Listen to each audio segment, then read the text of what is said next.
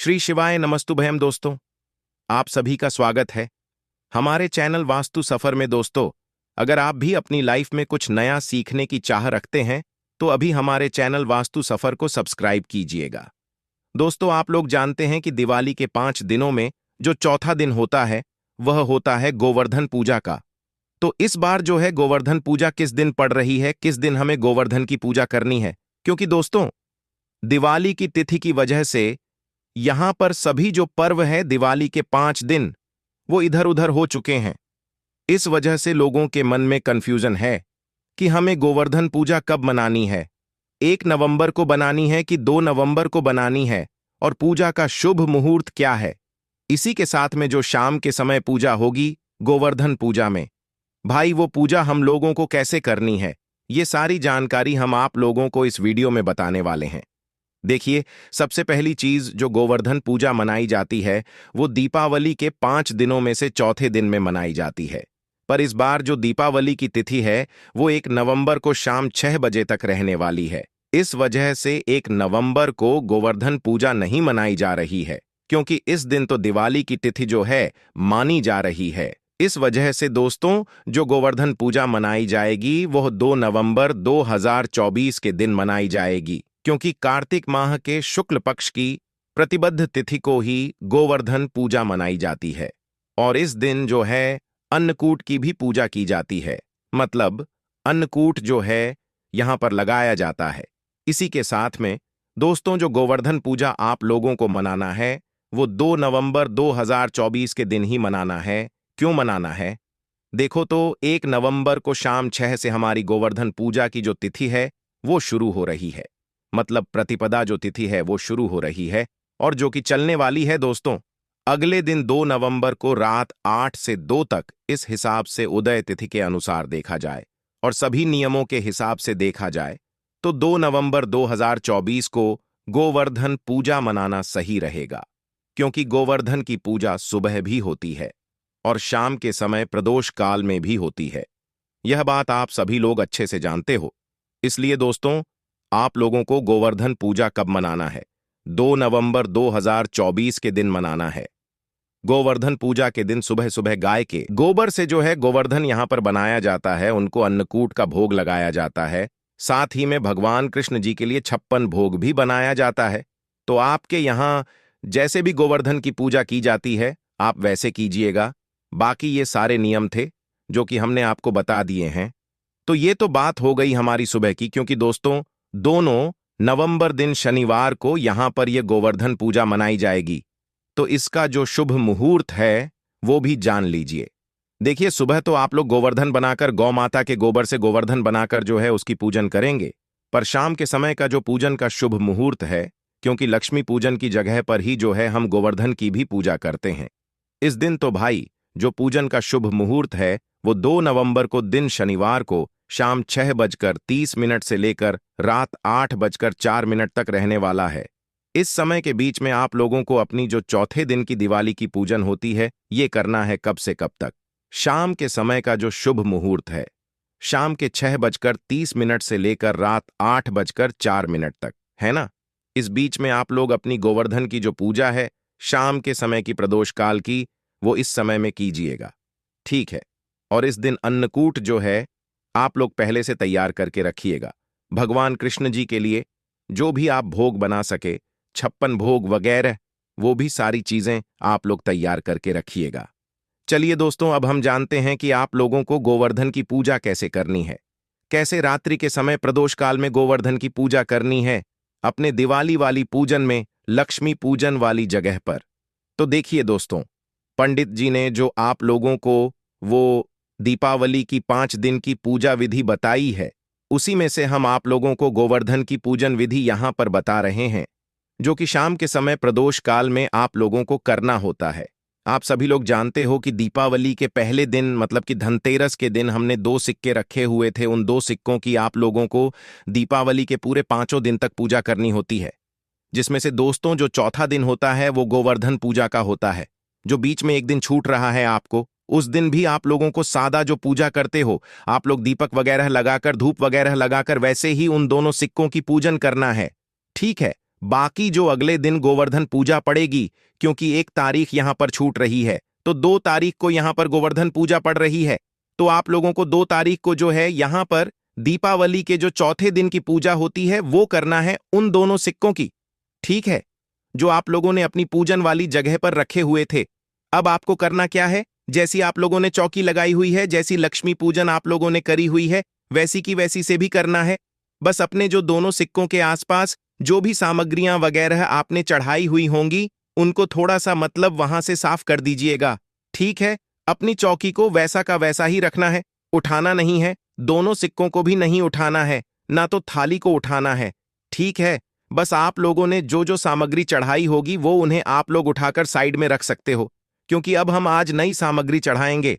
तो सबसे पहली चीज दोस्तों, अब आप लोगों को करना क्या है कि शाम का जो हमने आपको शुभ मुहूर्त बताया, अगर शुभ मुहूर्त देखो तो ठीक है, अन्यथा शाम के समय प्रदोष काल में आप अपनी इस पूजन को शुरू कर देना है ना। देखो, पूजन को शुरू करने के लिए सबसे पहले आपको क्या करना पड़ेगा, सबसे पहले थोड़ा सा जल लेना और जल का छिड़काव जो है अपने उस पूजन वाली जगह पर कर देना है ना। थोड़ा सा गंगा जल मिलाकर अगर छिड़काव करोगे तो और ज्यादा यहां पर अच्छा रहेगा। तो आपको करना क्या है, सबसे पहले थोड़ा सा गंगा जल छिड़क कर या थोड़ा सा जल वहां पर जो है पूजन वाली जगह पर छिड़क देना।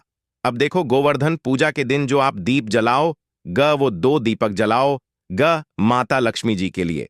ठीक है, ये वो दीपक है जो कि हम माता लक्ष्मी जी के पास में पूजन वाली जगह पर रखने वाले हैं। ठीक है, पूजा गोवर्धन की भी करेंगे, साथ ही में माता लक्ष्मी जी की भी यहां पर पूजन होगी है ना। तो चौथे दिन की पूजन में आप लोगों को 2 दीपक तैयार करने हैं, पर ये 2 दीपक अखंड नहीं जलेंगे, इसलिए ये दीपक आपको बड़े साइज के लेने की जरूरत नहीं है। छोटे मीडियम साइज के जो दीपक होते हैं वो ले सकते हैं, पर दोनों दीपक लंबी बत्ती के ही लगेंगे। और इन दोनों दीपकों के अंदर आप लोगों को डालना है शुद्ध देसी गाय का, कि यहां पर तेल का दीपक नहीं जलने वाला है। ठीक है, इस बात का ध्यान रखना। गोवर्धन पूजा में चौथे दिन की दिवाली की पूजन में रात्रि के समय प्रदोष काल में आप लोगों को कोई भी तेल का दीपक नहीं जलाना है। मतलब वो तेल के दीपक आप लोग जला सकते हैं जो आप अपने घर में जलाने वाले हो, पर जो माता लक्ष्मी जी के लेफ्ट हैंड साइड और राइट हैंड साइड रखे जाएंगे वो दोनों दीपक घी के ही होंगे, है ना, और वो अखंड नहीं जलेंगे। इसीलिए छोटे साइज के मीडियम दीपक आप लोग ले सकते हो। तो उन दीपकों को तैयार करके दोनों दीपक अंतर देसिका का घी डाल लेना। वो दीपक में से कोई भी दीपक तेल का नहीं जलेगा, तो दोनों दीपक घी के तैयार करके आप लोग दोनों दीपक को जला लेना और एक दीपक माता लक्ष्मी जी के लेफ्ट हैंड साइड में रख देना और एक दीपक माता लक्ष्मी जी के राइट हैंड साइड में रख देना, है ना। ये पूजा शुरू करने के लिए सबसे पहला आप लोगों का यहां पर काम रहेगा, है ना। इसके बाद में दोस्तों, जो आप लोग अपने घर में दीपक जलाने वाले हो, 5 दीपक या जितने भी जलाने वाले हो, गोवर्धन पूजा के दिन वो भी आप लोग पहले से तैयार करके रखिए। वो दीपक जरूर आप तेल के तैयार कर सकते हो, उनमें आप लोगों को घी डालने की जरूरत नहीं है, क्योंकि ये दीपक आप अपने घर में जो रंगोली बनाई हुई होती है, कुछ विशेष स्थान है वहां पर रखने होते हैं। तो ये आपको 5 दीपक अलग से यहां पर तैयार करने हैं, लंबी पद्ध के हैं। इसमें आप जो भी तेल इस्तेमाल करते हो दीपक जलाने में, वो वाला तेल इस्तेमाल कर सकते हो। अब दोस्तों, दीप जलाने के बाद, दीपक तैयार करने के बाद आपके जो दोनों सिक्के हैं, जो कि माता लक्ष्मी जी का स्वरूप, भगवान कुबेर जी का, धनवंतरी जी का स्वरूप आपने समझकर रखे हुए हैं, उनकी आप लोगों को पूजन करना है। जैसे आप लोग दिवाली के दिन जैसे आप लोगों ने पूजन करी हुई होगी ना, रोली कुमकुम से, अक्षत से, साथ ही में मूली वगैरह चढ़ाई होगी, वैसे ही आप लोगों को आज के दिन भी यहां पर पूजन करनी है। किनकी माता लक्ष्मी जी की फोटो अगर रखी हुई है, मूर्ति रखी हुई है, उनकी भी करना है। और जो तो सिक्के आपने मतलब पूजन में रखे हुए हैं दिवाली के 5 दिन में, तो उन दोनों सिक्कों की भी आप लोगों को पूजन जरूर करना है। सबसे पहले उनके ऊपर जल छिड़कना है, पहले ही आप लोगों ने छिड़क दिया होगा। रोली कुंकू से उनका तिलक करना है, अक्षत समर्पित करना है, माता लक्ष्मी जी को पीले अक्षत समर्पित करने हैं। उसके बाद में जो मौलिक अलावा होता है वो समर्पित करना है वस्तु स्वरूप में। उसके बाद आप लोग जैसी पूजन करते हो वैसे आप लोगों को यहां पर समर्पित करना है। ठीक है, मतलब वैसे ही आप लोग पूजन कर लीजिएगा जैसी अभी तक करते आ रहे होंगे दिवाली के इन दिनों में, है ना। अब बस आप लोगों को कुछ अलग से चीजें समर्पित करनी है इस पूजन में, वो सुन लो। देखो, सबसे पहले यहां पर हमें एक कमल घट्टा चाहिए। ये आप पहले से तैयार करके रखिएगा। एक कमल घट्टा हमें यहां पर चाहिए। एक हल्दी की गाय चाहिए, सिर्फ एक चाहिए, है ना। एक अमर बेल का टुकड़ा चाहिए, है ना। तो ये सिर्फ एक एक मात्रा में चाहिए। बाकी हमने इससे पहले वाली जो पूजन करी है उसमें हमने 5 या 7 जो है ये सामग्रियां ली हुई थीं। पर गोवर्धन पूजा के दिन हमें सिर्फ एक ही कमल घट्टा चाहिए, एक ही हल्दी की गांठ चाहिए और एक ही अमर बेल का टुकड़ा चाहिए, है ना। तो इस बात का ध्यान रखना। तो आप लोगों को करना क्या है, सभी रोली कुंकू से वगैरह से सबका तिलक करके आप लोगों को पहले कमल घट्टा माता लक्ष्मी जी के पास में समर्पित करना है। मतलब दोनों सिक्कों के पास में समर्पित करना है जो आपने थाली में रखे हुए हैं उसी के अंदर। उसके बाद में एक हल्दी की गांठ दोनों सिक्कों के पास में समर्पित करना है। उसके बाद एक अर बेल का जो टुकड़ा होगा वो भी उन्हीं दोनों सिक्कों के पास में समर्पित करना है। एक साथ नहीं करना है, अलग अलग करके यहां पर आपको समर्पित करना है, सिर्फ एक एक करना है ना। इसके बाद में दोस्तों आप लोगों ने गोवर्धन पूजा के लिए जो भी भोग वगैरह बनाया हुआ होगा, अपने घर में जो भी पकवान बनाए हुए होंगे उनका जो है आप लोगों को भोग लगाना है माता लक्ष्मी जी को दोनों सिक्कों के पास में। और गोवर्धन जी के नाम से भी आप लोग जो है अलग से भोग यहां पर लगा सकते हैं, ठीक है। और ये बात आप सभी लोग जानते हैं कि इस दिन अन्नकूट का भी भोग लगाया जाता है। तो भाई आपके यहां जैसा अन्नकूट बनाया जाता है, आप वैसे जो है अन्नकूट तैयार करके उसका भी भोग भगवान को जरूर लगाइए, ठीक है। अन्नकूट तैयार करने के बाद अगर आप 56 भोग बनाते हैं भगवान श्री कृष्ण जी के लिए, भगवान के लिए, है ना, तो आप अन्नकूट भी यहां पर तैयार कर सकते हैं। अन्नकूट तो तैयार करोगे ही करोगे, साथ ही में 16 जो मतलब 56 भोग होते हैं उनको भी तैयार करके आप भगवान को भोग लगा सकते हो, बहुत अच्छा माना जाता है। बाकी 56 भोग नहीं, तो जो भी भोग आप बना सकते हो वो भगवान को जरूर समर्पित करना अपनी पूजन को करते के समय में, ठीक है। अब दोस्तों यहां पर आप लोगों को ध्यान रखना है कि जैसे ही आप लोग अपने भोग लगा लेते हो उसके बाद में आपको यहां पर आरती करनी है। आरती किससे करोगे, आरती आप लोग अपनी उन दोनों दीपकों से करोगे जो कि आपने माता लक्ष्मी जी के लेफ्ट हैंड साइड या राइट हैंड साइड में यहां पर रखे हुए होंगे। अगर उनसे नहीं करना चाहते तो जो आपने 5 दीपक अलग से जलाए हुए हैं ना, उन 5 दीपकों में से कोई एक दीपक अपनी आरती की थाली में रख लीजिएगा या अलग से भी रख सकते हो, कोई दिक्कत वाली बात नहीं है। तो एक आरती की थाली में एक दीपक रखिएगा और कपूर का टुकड़ा भी रखिएगा।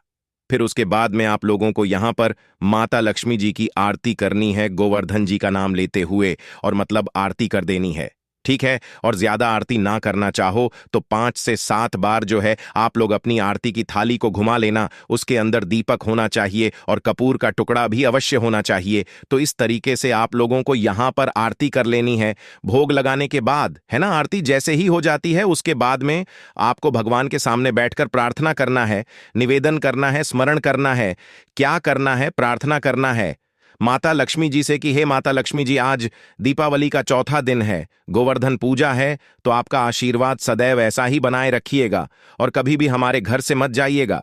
ऐसे आपको माता लक्ष्मी जी से प्रार्थना करनी है और झोली फैलाकर आप लोगों को सारी बातें बोलनी, अपनी जो भी मनोकामना है, धन से जुड़ी हुई, पैसों से जुड़ी हुई जो भी चीजें हैं, कर्जा वगैरह है, तो एक बार झोली फैलाकर भगवान से दिल से वो बात बोल देना, आपकी वो चीज जरूर पूरी होगी इस दिन, है ना। तो भय ऐसी आप लोगों को यहां पर प्रार्थना कर लेना है। प्रार्थना करने के बाद दोस्तों अब आप लोगों के जो दीपक है ना, देखो आप लोग तो प्रार्थना कर ही रहे हो, साथ ही में आपके घर के सभी सदस्य भी प्रार्थना करेंगे तो और ज्यादा यहां पर अच्छा रहेगा। अब आपने ये पूजन कर ली, आपने आरती भी कर ली, आपने प्रार्थना भी कर ली। अब इसके बाद में आप लोगों को जो 5 दीपक आपने अलग से जलाए हुए हैं इनको अपने घर में अलग अलग जगह पर रखने हैं, है ना। जो 2 दीपक आपने जलाए हुए हैं सादा, जो कि माता लक्ष्मी जी के लेफ्ट और राइट हैंड साइड रखे हैं, उनको नहीं उठाना है, उनके वहीं के वहीं रहने देना है, उनको जलते रहना है। वो जितनी जितनी देर जलते हैं उतनी देर अच्छा है, उनको अखंड जलाने की आपको जरूरत नहीं है, ठीक है। तो करना क्या है, जो 5 दीपक आपने तेल के अलग से जलाए हुए हैं अपने घर में रखने के लिए, जिसमें से सबसे पहला दीपक तो आप माता लक्ष्मी जी के पास में ही रखोगे, जो आपने आरती की थाली में रखा हुआ है ना। उसी दीपक को आप लोग अपनी गोवर्धन पूजा में, जो चौथे दिन की पूजा है लक्ष्मी पूजन में, वहां पर आप लोग चौकी पर, पाटी पर रख दीजिएगा। ठीक है, ये पहला दीपक हो गया। जो दूसरा दीपक आप लोग रखोगे दोस्तों, वो रखोगे गोवर्धन की पूजा के पास में, जिस जिस घर में जो है सुबह सुबह गोवर्धन की मतलब पूजा हुई होगी, गाय के गोबर से जो है गोवर्धन बनाकर पूजा हुई होगी, दूसरा दीपक आपको वहां पर जाकर रख देना है। ठीक है, तीसरा दीप या तो आप ऐसा कर सकते हो कि पहला दीपक गोवर्धन पूजा में ही जाकर रखो, है ना। फिर दूसरा दीपक जो है आप लोग आखिरी में भी जो है माता लक्ष्मी जी के लिए दीपक रख सकते हो। पहला दीपक गोवर्धन पूजा के लिए भी रख सकते हो, बाकी आपकी मर्जी है। पहला दीपक लक्ष्मी जी के यहां भी रख दिया तो कोई दिक्कत वाली बात नहीं है। फिर दूसरा दीपक गोवर्धन पूजा के पास में आप लोगों को रखना है, जहां पर सुबह आप लोगों ने पूजा की हुई होगी। उसके बाद में तीसरा जो दीपक होगा वो आपको तुलसी माता जी के पास में रखना है। उसके बाद में जो चौथा दीपक होगा दोस्तों, वो आप लोगों को अपने घर के हॉल में रखना है। घर के हॉल में कह लो, या घर का जो मुख्य द्वार आपका है वहां पर रखना है। ठीक है, उसके बाद में दोस्तों आप लोगों ने जो है एक दीपक माता लक्ष्मी जी के पास में जो है वो रख ही दिया है। तो इन सारी जगहों पर आप लोगों को जो है दीपक रखना है, और एक दीपक आपको अपने घर के परिंदे के पानी के पीने वाले स्थान के पास में भी जरूर रखना है, जहां पर आपके पितरों का स्थान होता है। तो ये 5 जगह हैं जहां पर आपको अपने 5 उद्दीपक को रखना है। आप अपने हिसाब से रख लीजिएगा, जैसे जैसे आपको अच्छा लगे आप आगे पीछे भी करके रख सकते हो, उसमें कोई दिक्कत वाली बात नहीं है। तो इस तरीके से आप लोगों को जो है यहां पर अपने यहां पर पूरी गोवर्धन की पूजा करनी है, और अपने मुख्य द्वार पर खड़े होकर एक बार माता लक्ष्मी जी से आह्वान जरूर करना है, प्रार्थना जरूर करना है। दीपक को रखने के बाद में तो इस तरीके से आप लोगों को गोवर्धन की पूजा करनी है। गोवर्धन की तिथि हमने आपको बता दी, तारीख बता दी है, शुभ मुहूर्त बता दिया है, पूजन विधि बता दी है। अगर आपके मन में अभी भी कोई प्रश्न है गोवर्धन पूजा से जुड़ा हुआ, तो उसे आप हमसे कमेंट करके पूछ सकते हैं। ओम नमः शिवाय, जय भोले बाबा, श्री शिवाय नमस्तुभयम। दोस्तों, वीडियो अच्छी लगी हो तो वीडियो को एक लाइक और हमारे चैनल वास्तु सफर को सब्सक्राइब जरूर कीजिएगा। धन्यवाद।